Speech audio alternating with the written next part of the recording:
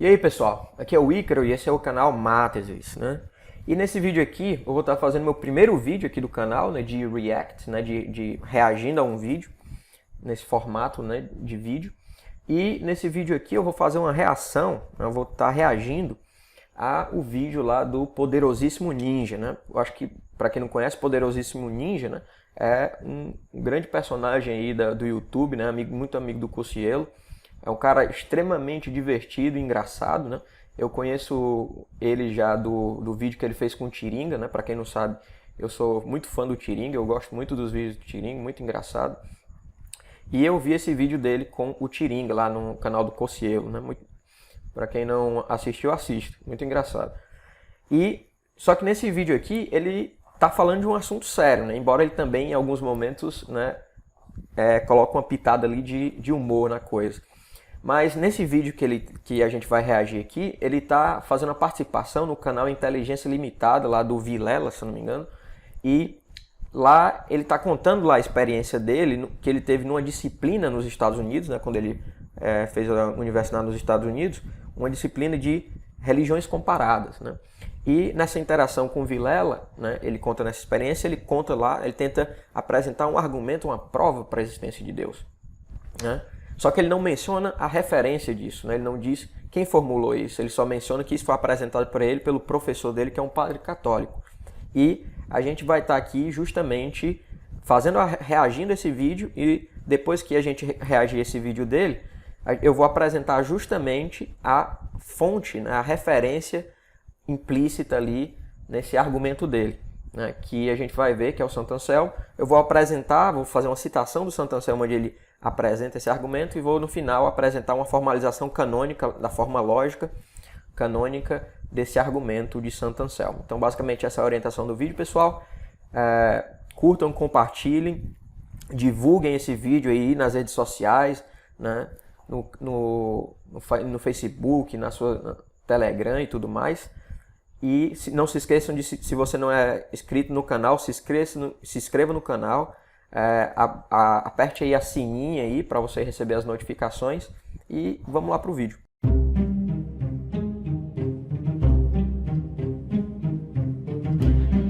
Então, pessoal, aqui ele está no contexto lá que ele está falando que o cara tem que, né, esse pessoal que faz bosta na vida tem que sofrer mesmo, não sei o que, esse contexto. E aí, nesse contexto ele menciona o fato lá da reencarnação, né? Eu vou continuar, a gente vai começar desse ponto justamente pra gente não se estender muito. Cara. E aí por quê? Porque o cara Começar se aqui. ligar. Ele não entendeu que eu estou desejando para ele o melhor para a vida dele. Ninguém desejou Pra ele isso pra acordar, ele. né? Para ele acordar. E ele vai. Ah, e ele pô. vai. E pode não ser nem nessa vida, seja na outra. Não vai. Você Mas acredita vai nesse acordar. lance de... Acredito não, tenho certeza É mesmo? absoluta. Absoluta. A reencarnação, ele explica tudo. Porra, A gente vem independente de novo pra... Aqui já é meio estranho. Eu acho que é porque ele não entende muito disso. Ele está falando de um ponto de vista dele, né? Meio psicológico, uma espécie de certeza psicológica, né? Porque se a reencarnação ela é tomada por ele por uma via de explicação, então é uma via que a gente chama de abdutiva, né? Então você tem diferentes explicações para que você tem um fenômeno, sei lá, provavelmente o que ele tem em mente é o fenômeno do sofrimento humano, da dor, etc. E diante disso, a melhor explicação na cabeça dele é justamente, para esse fenômeno, né? É justamente a reencarnação, né? Eu não vou entrar nessa discussão da reencarnação, porque eu acho que ela é metafisicamente impossível. Você pode tentar demonstrar isso, né? Pode construir um argumento para mostrar a impossibilidade da reencarnação por meio de alguns resultados da metafísica, né? Principalmente ali o resultado da necessidade de origem. Mas eu não vou entrar nisso porque isso é um tema um pouco completo. A gente ia ter que entrar em metafísica da modalidade, em lógica modal, e não é o intuito desse vídeo. Então vamos continuar aqui. Mano, olha, como eu te falei, todo mundo, estamos todos aqui em constante evolução, tá? Só que pra mim, Douglas Viegas, reencarnação ele explica tudo. Só que o que a... Então, você vê aqui que ele coloca em termos pessoais, né? Então, ele adere a essa coisa como uma explicação pessoal para a vida dele, né? Tem uma espécie de carga existencial. Dada a vida dele, dada o modo como, né, a ordem da história da narrativa da vida dele se deu, parece que para ele essa explicação encaixou. Né? Mas como eu disse, uma coisa é a coisa fazer sentido para ele na vida dele. Outra coisa é se ela é verdadeira mesmo, enquanto uma teoria metafísica, porque ela não é simplesmente uma explicação espiritual, né? Ela pressupõe a articulação da reencarnação, ela pressupõe toda uma visão da natureza humana e da relação do ser humano no cosmos e na história, né? Dentro da realidade do universo, do cosmos e da história. Não é simplesmente uma questão espiritual isolada de uma visão de muito mais abrangente, né? Mas eu vou colocar, como eu disse, eu vou colocar de lado para a gente entrar justamente no ponto lá dele. Minha parada, que é muito louca. Eu gosto de todos... Mano, eu tive uma aula na faculdade... Antes eu comecei estudando nos Estados Unidos, você escolhe a faculdade que você quer fazer, né? Então eu comecei com artes cênicas.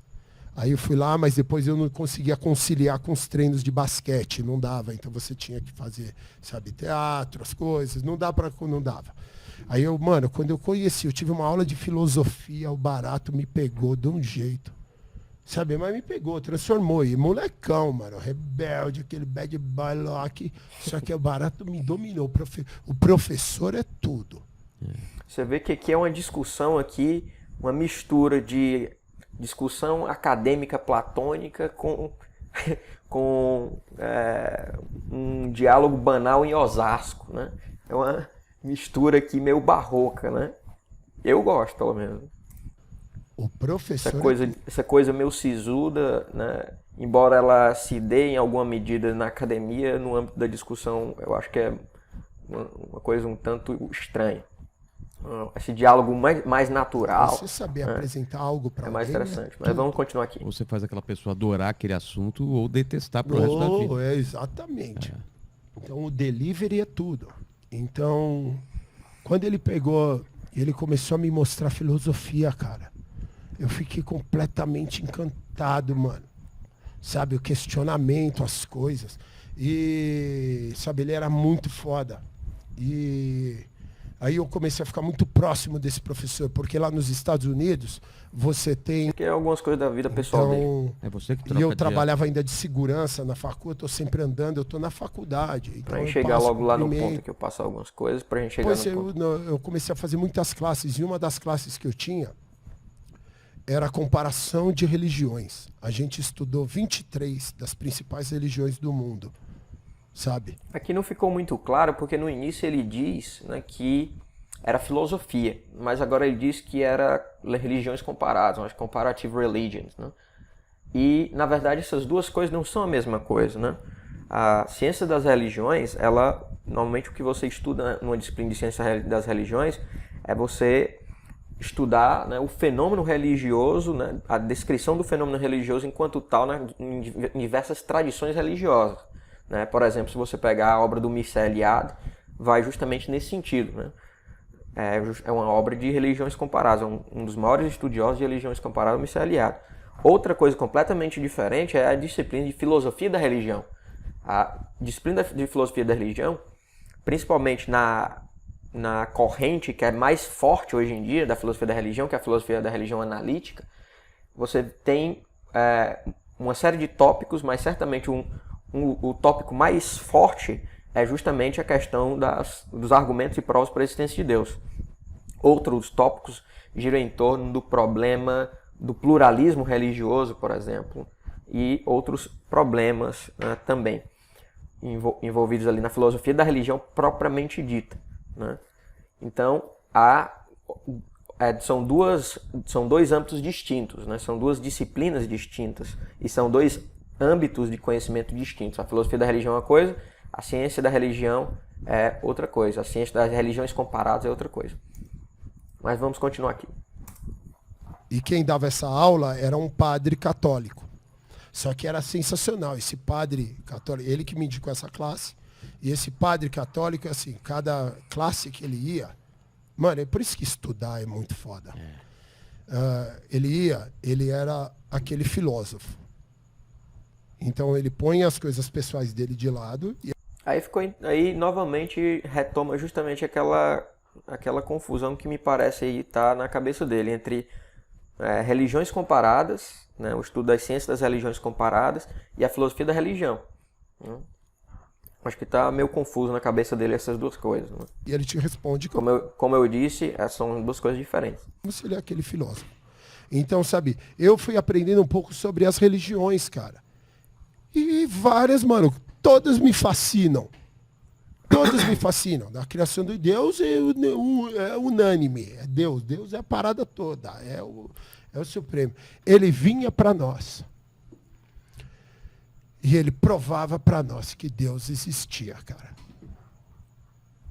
Como? Eu provo para você aqui agora, pra você ver. Agora, eu acredito. agora a prova da existência de Deus. Ele vai provar a existência de Deus, galera. Né? Ele vai apresentar uma prova. Né? Aqui, obviamente, que ele está falando prova num sentido mais, né, mais amplo. Ele está dizendo o que aqui a gente pode considerar isso uma prova, que como ele está mencionando, é uma espécie de argumento. Né? É um raciocínio, um ato de fala, né? Que tem um raciocínio fundamental por trás que tenta justamente dar razões para aquela proposição. No caso, a proposição é que Deus existe.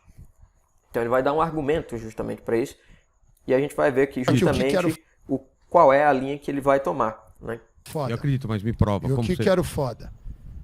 E aí depois ele vinha na outra classe e ele provava para você que não existia. Que era o outro filósofo, a base contra. Então você tem várias áreas. Então isso tudo dá crença. Só que eu tenho a minha certeza absoluta. Mas o que ele falava, essa daqui é demais, mano, passar. Agora a gente vai ver. Vilela, você consegue, tá vendo esse copo aqui? Você consegue imaginar esse copo maior? Sim. Você consegue imaginar esse copo do tamanho da tua casa? Sim. E do tamanho do Empire State Building? Se eu conseguir imaginar, É. sim. Consegue. Consigo. Tá vendo esse macaco aqui?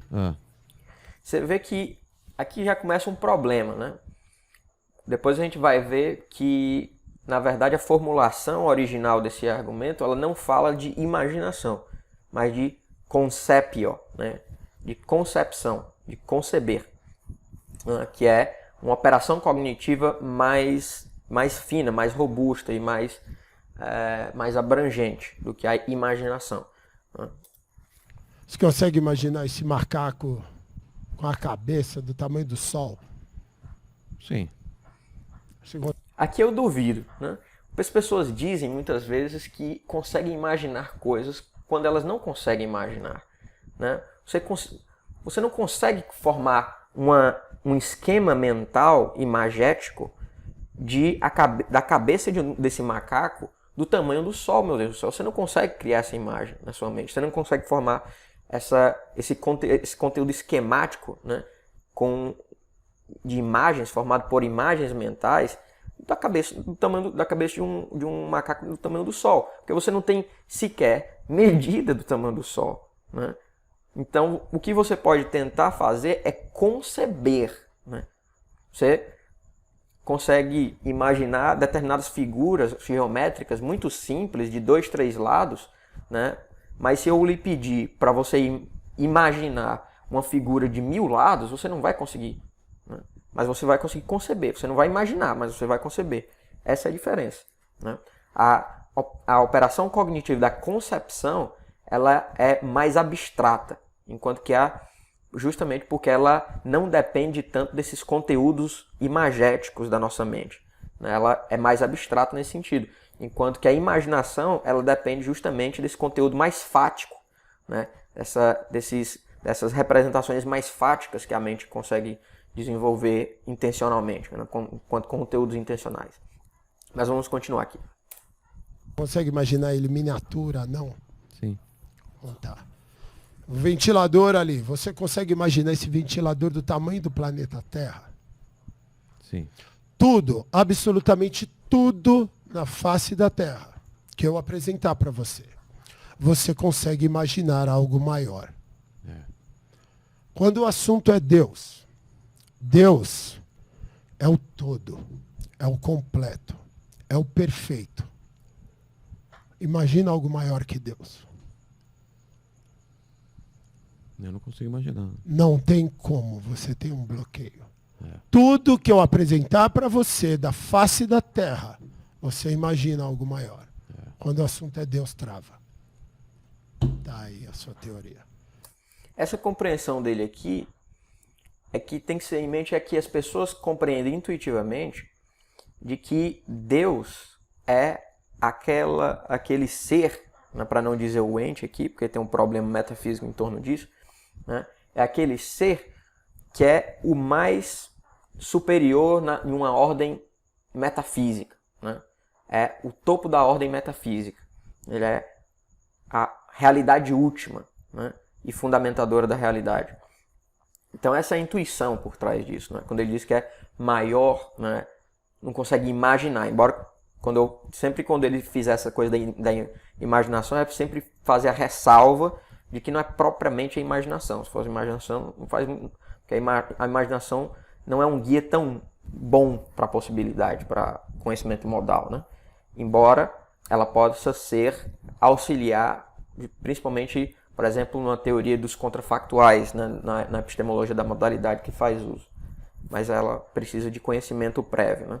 Então não é a imaginação pura e simples nesse modelo. Mas isso é outra coisa, já estou divagando aqui. Mas esse é o ponto do argumento dele, né? Basicamente, esse é o ponto do argumento dele. Sabe, mano, você saía... Mano, eu falava, caralho. Sabe, é fascinante, cara. Total. Fascinante. É a única coisa que você não consegue imaginar algo maior. Você pode ser ateu, você pode ser o que for. Não tem como. Então essas coisas começaram a me fascinar. E olha para você ver, para me despertar agora. Aqui para frente. Claro que já passou por aqui e deixou a caminhada para quem está procurando. Aqui ele já vai, depois daqui, se não me engano, ele entra nessas questões de religião e espiritualidade que eu vou deixar meio de lado, porque é um comentário um tanto quanto superficial, né? E que não é tão interessante para a gente discutir aqui. Mas o que eu queria focar aqui era justamente aprofundar um pouco mais do que dialogar aqui, né, com o ninja, né, com o poderosíssimo ninja, né? Ou seja, a gente viu aqui uma apresentação que ele deu, né, desse argumento que ele foi apresentado para ele lá nessa disciplina, e só que ele não diz em nenhum momento a referência, né, quem é que formulou esse argumento. Eu acho que talvez tenha sido uma formulação que o próprio professor dele tenha dado, talvez o professor tenha feito a referência e ele não está lembrando, né? Mas a referência, né, o argumento, o autor subjacente, o filósofo subjacente a esse argumento é um pensador cristão, né, escolástico chamado Santo Anselmo, Anselmo de Cantuária, né? E ele foi justamente o desenvolvedor desse argumento que ficou cunhado, né, na história da filosofia como o argumento ontológico, né? E eu vou apresentar justamente para vocês aqui o trecho em que o Santo Anselmo apresenta esse argumento, né? Ele esboça esse argumento, e eu vou apresentar depois uma canonização, a formalização canônica desse argumento, da estrutura lógica desse argumento. Então vamos lá. Então, pessoal, como eu falei, né, o que o poderosíssimo ninja, né, nunca mexa, poderosíssimo ninja, né? O que o poderosíssimo ninja apresentou ali de uma forma bastante compacta, né? Tentou apresentar ali de uma forma bastante compacta, numa situação ali improvisada, foi justamente o argumento ontológico, como eu mencionei, né? O argumento ontológico foi formulado ali inicialmente por Santo Anselmo, mas teve, como eu falei, eu acho que eu falei já antes, né? Que esse argumento tem uma longa história, né? Tem uma vasta história na história da filosofia, né? Ele foi reformulado por vários autores, né? Ali já com Duns Scotus, né? Duns Scotus já foi, na verdade, muita gente pensa que a primeira formulação com caráter modal foi de Leibniz, mas na verdade Duns Scotus já tem uma formulação que já aponta para essa coisa, dessa formulação modal do argumento ontológico, né? Mas eu não vou me estender nisso. A gente vai aqui, eu vou apresentar aqui, como eu falei, o argumento ontológico propriamente dito, né? Eu vou apresentar aqui uma citação do próprio Santo Anselmo e depois a gente vai ver uma formalização canônica desse argumento. Então vamos lá. Então Santo Anselmo aqui no seu proslódio, né, ele no capítulo 2, ele vai nos dizer o seguinte, ó, qualquer citação aqui vocês podem acompanhar. Então ele nos diz o seguinte: tu, portanto, Senhor, que dás o entendimento da fé, concede-me, na medida em que este conhecimento pode ser-me útil, compreender que tu existes, como cremos, e que és o que cremos. Cremos, com efeito, que acima de ti nada pode ser concebido pelo pensamento. Trata-se, pois, de saber se tal ser existe, né? Porque o insensato diz em seu coração, não há Deus. Não, uma menção aqui aos Salmos, né? Mas quando esse mesmo insensato ouve-me dizer que há um ser acima do qual nada maior podemos pensar, na verdade a tradução mais correta aqui seria, porque é possit, né? Então deveria ser se pode pensar, uma forma mais impessoal. Nada maior se pode pensar. Ele entende o que ouve, né? O pensamento está em sua inteligência, ainda que não creia que existe o objeto desse pensamento. Porque uma coisa é ter a ideia de um objeto qualquer e outra crer em sua existência. Quando um pintor pensa de antemão naquilo que vai pintar, de certo tem aquilo no intelecto, mas sabe que ainda não existe, visto que ainda não o fez. Quando, porém, já pintou, não somente o tem no espírito, mas também sabe o que fez. O insensato tem de convir que tem no intelecto a ideia de um ser acima do qual não se pode pensar nada maior. Porque quando ouve enunciar este pensamento, entende-o, e qualquer coisa que se entende está no intelecto. E sem dúvida alguma, esse objeto acima do qual não se pode pensar nada maior, não existe somente na inteligência, porque se assim o fosse, poder-se-ia supor pelo menos que existe também na realidade. Nova condição que faria um ser maior do que aquele que não tem existência senão no puro e simples pensamento. Portanto, se esse objeto acima do qual não há nada maior estivesse somente na inteligência, seria, sem embargo, tal que haveria algo acima dele, conclusão esta que não seria legítima. Existe, por conseguinte, sem sombra de dúvida, um ser acima do qual não se pode pensar o que quer que seja, nem no pensamento, nem na realidade. Então, a gente vê aqui que há dois pontos fundamentais aqui na exposição de Santo Anselmo. Primeiro que duas modalidades de existência, né? A existência no pensamento e a existência in re, na realidade. Né? E in mentis and in re. Né? E outra coisa fundamental é a estrutura que o Santo Anselmo monta, né? Porque ele se vale claramente aqui do que em lógica a gente chama, um padrão inferencial, que a gente chama em lógica de redução ao absurdo. Né? Você assume uma determinada tese, chega a um resultado, né, absurdo, contraditório, que gera algum tipo de inconsistência, aí você segue e nega aquilo que você conclui a negação daquilo. Né? Ou então tem uma outra forma que você assume simplesmente a fórmula, chega no absurdo e introduz a negação. Ou então a outra forma que introduz uma dupla negação, né? Se você assume a negação. Mas aí é outra questão que inclusive envolve algumas discussões em lógica intuicionista. Mas basicamente essa é a estrutura do argumento. Então, como eu falei, a gente tem duas observações aqui nessa exposição do Santo Anselmo, que é justamente essa questão dos dois modos de existência, a existência no intelecto, né, na mente, e a existência no pensamento, melhor dizendo, e na realidade, e a estrutura, a rota inferencial que ele toma, que é justamente, como eu mencionei, uma redução absurda. Isso permite a gente formular uma forma canônica desse argumento. Né? Então, vamos admitir, para diminuir um pouco o tamanho da exposição, que o termo ômega designa justamente o ser acima do qual nada maior se pode pensar. Então, toda vida que vocês verem aqui nesses passos aqui inferenciais, nesses passos argumentativos, que vocês virem o ômega, sempre leem ele como o ser acima do qual nada maior se pode pensar. Ok? Então, a primeira premissa nos diz o seguinte: ômega não existe na realidade. Essa premissa, na verdade, esse passo 1 é uma hipótese por redução absurda. Você assume ela, né? essa proposição, ômega não existe na realidade, simplesmente como um passo para a redução absurda. A gente chegar na contradição e depois concluir que ômega existe. Então, a gente assume essa premissa, esse passo 1, e depois a gente tem uma segunda premissa. Essa premissa nos diz o seguinte: se ômega, o C acima do qual nada maior se pode pensar, não existe na realidade, e é possível que algo tenha todas as propriedades na realidade que ômega tem no pensamento, então é concebível que haja algo maior que ômega. P3. É possível que algo tenha na realidade todas as propriedades que ômega tem no pensamento. Conclusão: é concebível que haja algo maior que ômega.